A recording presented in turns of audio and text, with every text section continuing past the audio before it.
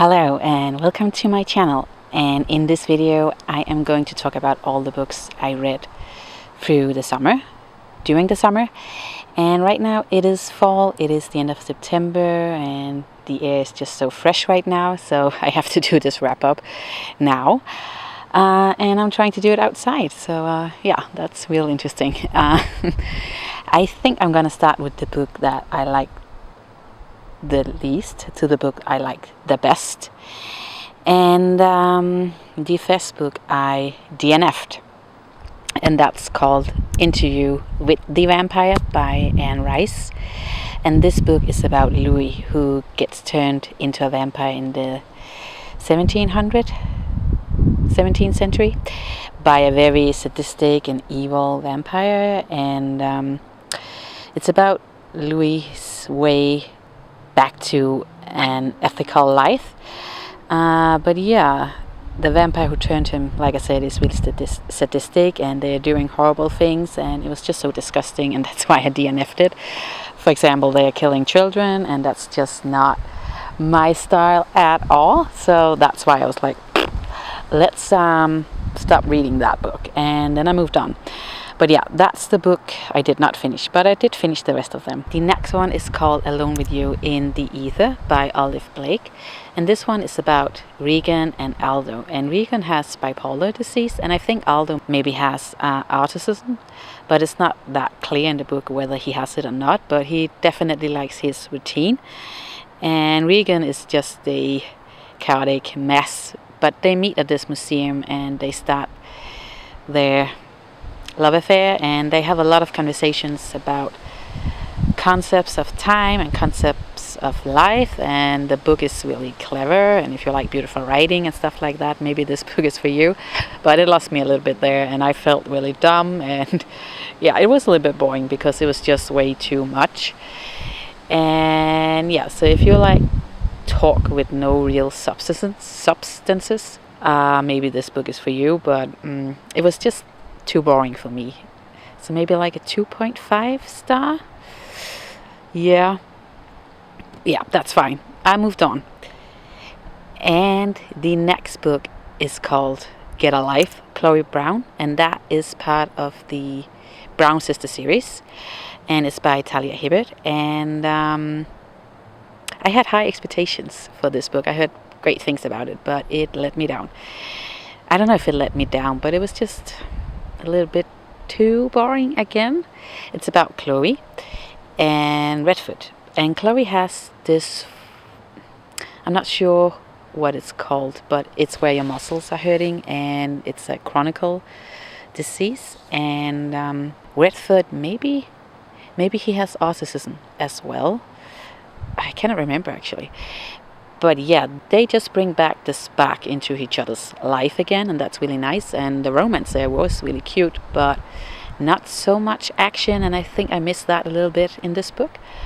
But the thing I did like about this book is that, again, it's not with these stereotypical main characters.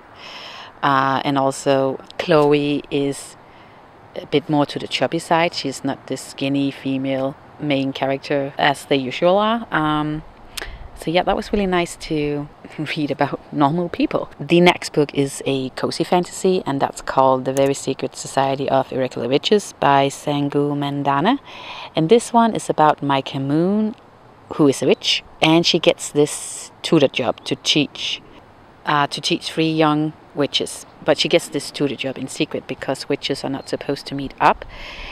And Jamie is the main character of these young witches, and he is Mr. Grumpy and she is Mrs. Sunshine, and obviously there's a match there.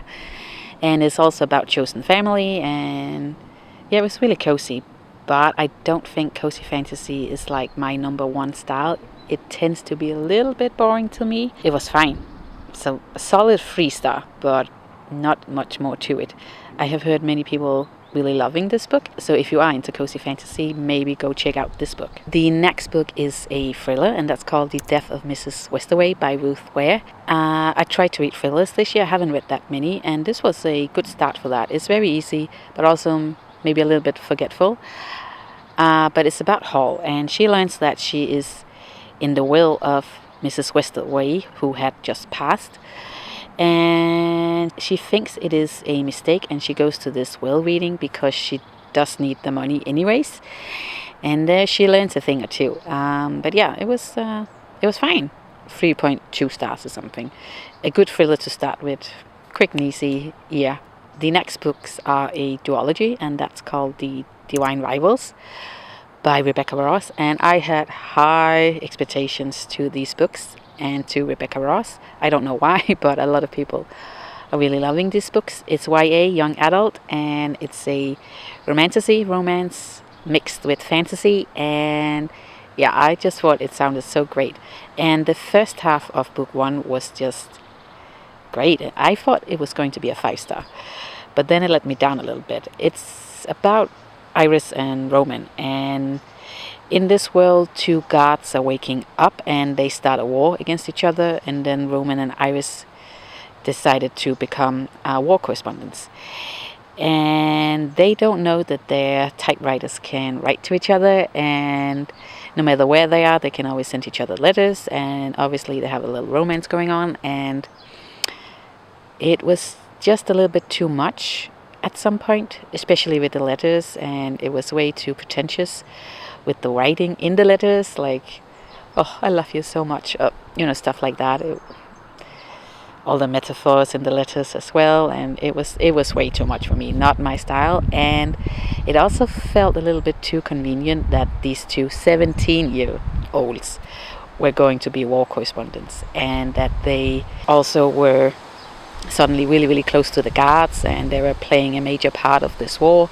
It went way too young. I thought it would be a good YA book, young adult book, but no, this went too young for me. So yeah, I was disappointed, but I think I'm gonna give the series overall a 3.5 star, so not the worst, but I was just disappointed.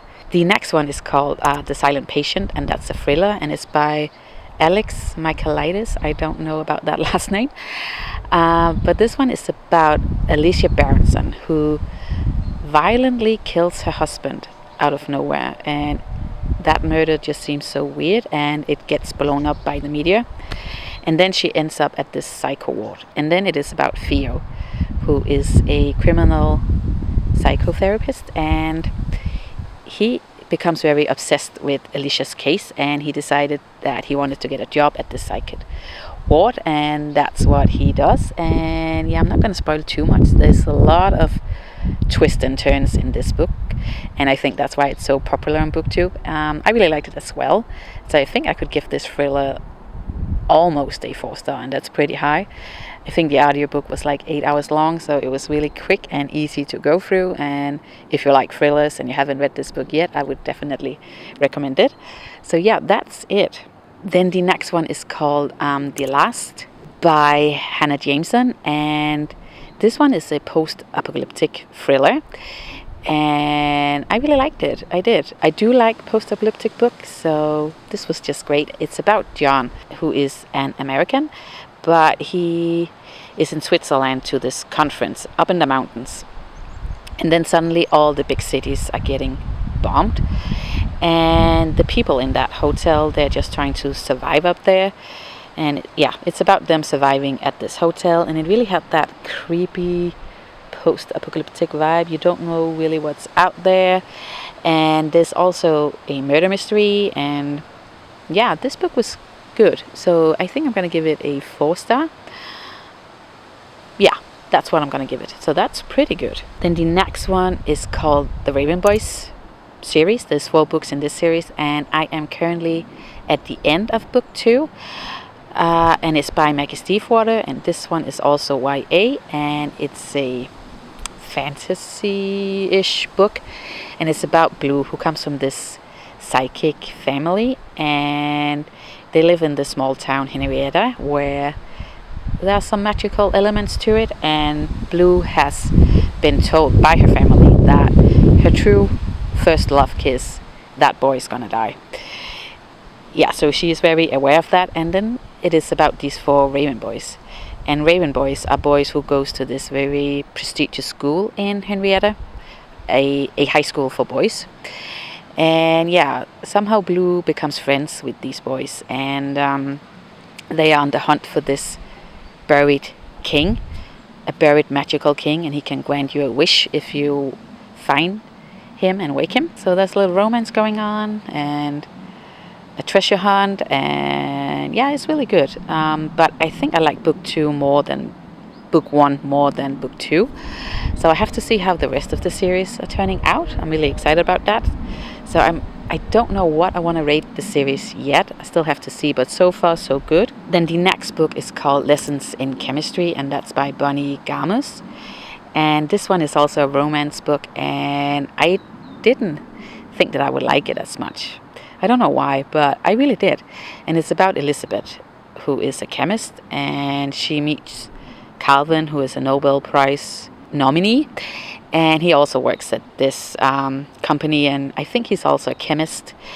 And yeah, it takes place in the 60s, and obviously women's working conditions weren't that great back then, and Elizabeth is really fighting for equality there, and she is a strong woman, and I think that she has autism as well, and maybe Calvin has it too, and it's just their unique way of living that's really odd to the other people, but you know what, they're great people, and because they're neurodivergent, they see the world a little bit different than the others. That's also why they can do great things. So yeah, I really like this book. There's some turns there I did not see coming. It's also a sad book, so not a typical romance book, but a really good one. A huge recommendation from me.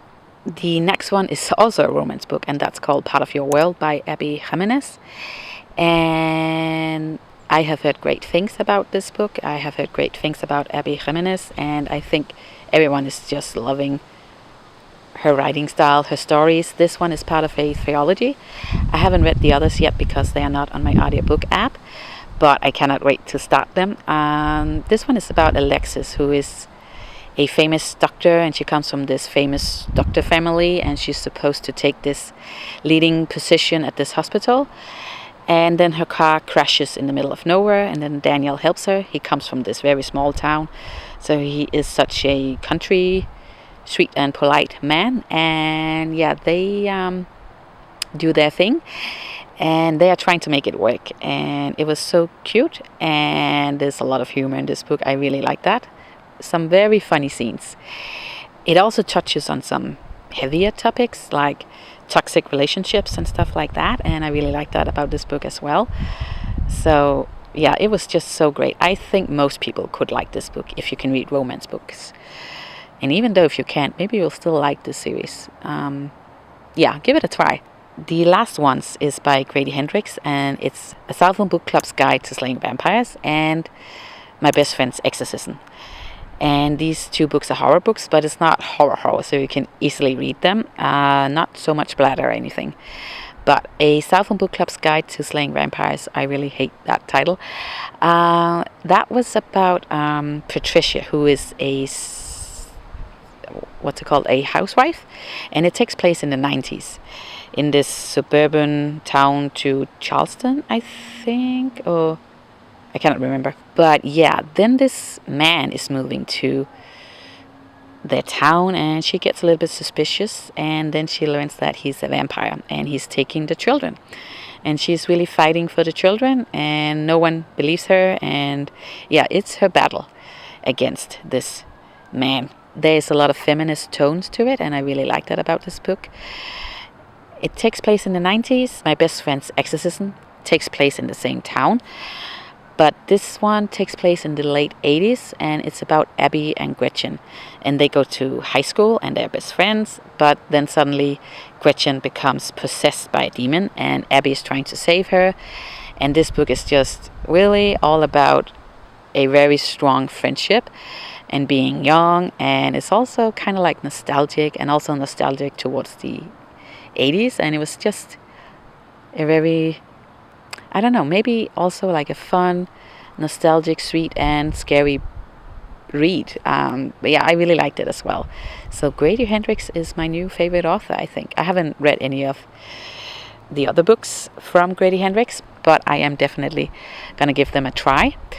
yeah, it was just so great. And there was also a lot of feminist tones to my best friend's Exorcism. So a lot of important messages in this book. But if that's not your vibe, then I don't know what's wrong with you.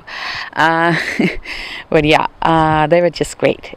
And yeah, that's all the books that I read during the summer. So now I am ready for the fall. And right now I am doing a vlog where I'm testing other booktubers' favorite books. I hope that I'll see you in that video as well. And I hope that you find some inspiration here and that you have a great fall. I am ready for it. Ready for some cozy books. Maybe not cozy, maybe spooky books. I don't know. But yeah, I hope to see you again and you have a great day.